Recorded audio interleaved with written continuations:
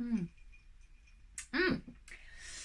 Hello, my loves. It's Charlie Houston Sykes with this week's Booze and Bites. Now, the theme for this week is theatre and theatrical cocktails. And given the events of the last few days, it kind of feels a little bit apt. When I started researching this one, I fell down a massive rabbit hole.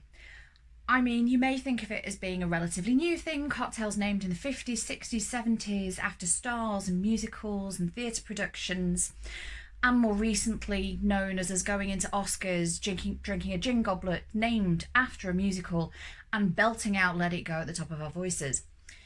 But that's actually not the case. I have found cocktails dating back to the 1880s and 1890s, predominantly around Broadway, but I wouldn't be surprised to find that there were drinks, if not cocktails, from the Drury Lane era. And some of them you'd actually probably recognise. So, for example, we have the Rob Roy, kind of a Scotch twist on a Manhattan. And that was named after the Rob Roy musical and created in the Astoria Hotel in New York. But it doesn't stop there. We also have a little convoluted one here for you, the Black Russian.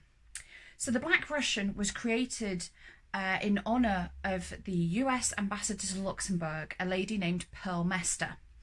Now, Pearl was known as the hostess with the mostess, and it was her who was the inspiration behind Call Me Madam by Irving Berlin. See? Convoluted, but we get there. Perhaps one of my favourite facts is that the champagne cocktail, that really straightforward cocktail with bitters, sugar, lemon and champagne, was actually known as Chorus Girls Milk. Another favourite is the Jar Jar cocktail. Now, Jar Jar was a play that was originally started in France, and it was about the illicit affair of a chorus girl with a married man, and it dates back to about, again, the 19th century, so about 1890-ish.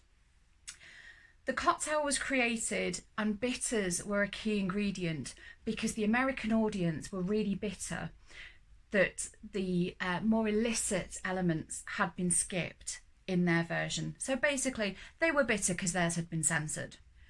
But of course, there are loads more modern versions.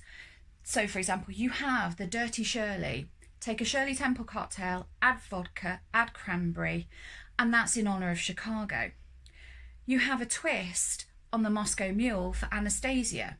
So instead of putting ordinary vodka in, you put a citrus vodka in, which gives it a little bit more zest. But I've not finished. There are burgers named after musicals.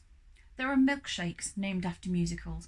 In fact, there's one bar in London that has 6 different milkshakes named after the 6 wives in 6.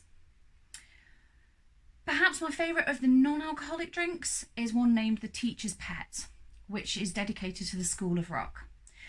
It's a blend of ginger ale, pineapple and cranberry, so it's just got a little tartness to it, and it's a really fruity little number. If you love your musicals, if you love your theatre, there is a drink out there is a meal out there for you. You'll just have to let me know which ones are your favourites.